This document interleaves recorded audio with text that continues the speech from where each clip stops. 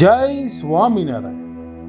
ભક્તો, સ્વામિનારાયણ ભગવાને પોતાના અંગે અંગનું માપ લઈને ગોપીનાથજી મહારાજની મૂર્તિ નારાયણજી સુથાર પાસે કરાવી હતી અને તે મૂર્તિ સ્વામિનારાયણ ભગવાને ગઢપુર મંદિરમાં સ્થાપિત કરી હતી।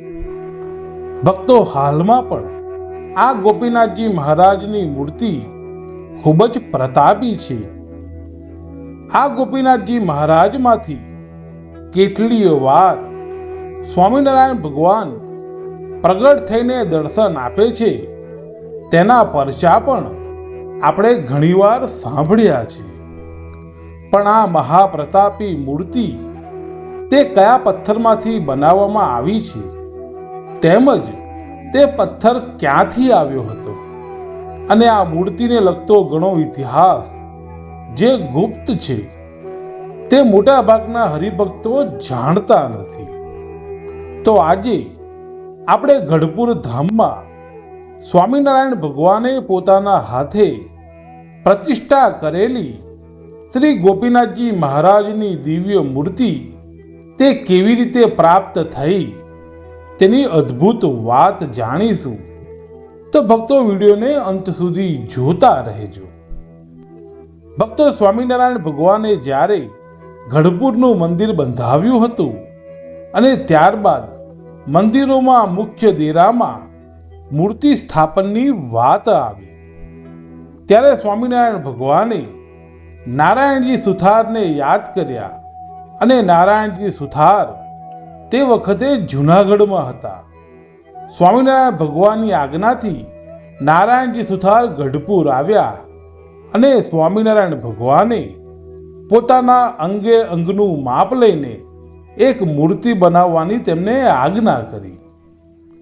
ભક્તો, તે સમયે એવું કહેવાય છે કે સ્વામિનારાયણ ભગવાને નારાયણજી સુથારને એક હાર આપ્યો હતો અને કહ્યું હતું કે જ્યારે તમને મૂર્તિ બનાવવા માટે અમારા દર્શનની ઈચ્છા થાય ત્યારે આ હારની સામું જોજો, અમે તમને અમારી મૂર્તિના દર્શન દઈશું। ભક્તો, સમય જતા મૂર્તિ તૈયાર થવા લાગી અને એક અંગૂઠાનું કામ ચાલતું હતું અને ત્યાં નારાયણજી સુથારે ટાંચણું મારતા તે અંગૂઠો તૂટી ગયો અને ગોપીનાથજી મહારાજની મૂર્તિ ખંડિત થઈ ગઈ। ભક્તો, તે જોઈને સંતો અને ભક્તો તો ખૂબ જ ઉદાસ થઈ ગયા અને ઘણા ભક્તો તો રડવા લાગ્યા અને ત્યારે મહારાજે બધા હરિભક્તો અને સંતોને કહ્યું કે જે થયું છે તે અમારી મરજીથી થયું છે, માટે કોઈ ચિંતા કરશોમાં। ભક્તો, તે દિવસે મોડી રાત થઈ હશે અને સ્વામિનારાયણ ભગવાને દાદા ખાચરને જગાડ્યા અને કહ્યું કે દાદા, ગાડું જોડો અને સાથે 2 થી 3 ભક્તોને મોકલો ઘેલા નદીના કાંઠે। અક્ષરદીપમાંથી પાર્ષદો મૂર્તિનો પથ્થર લાવ્યા છે અને તે લઈ આવો। ભક્તો, ત્યારબાદ તે પથ્થરને દાદા ખાચરના દરબારમાં લાવવામાં આવ્યો અને પછી તેમાંથી ગોપીનાથજી મહારાજની મૂર્તિ તૈયાર કરવામાં આવી। ભક્તો, હાલમાં જે ગોપીનાથજી મહારાજની મૂર્તિ ગઢપુર મંદિરમાં સ્થાપિત છે તે પણ અધૂરી છે। જો તમારે એના વિશેની માહિતી જોઈતી હોય તો અમને જરૂર કમેન્ટ કરીને જણાવજો, અમે તેના વિશેની માહિતી પણ આપવાનો પ્રયત્ન કરીશું। તો ભક્તો, અમે આશા રાખીએ છીએ કે તમને આજના વિડીયોમાં આપેલી માહિતી જરૂર પસંદ આવી હશે।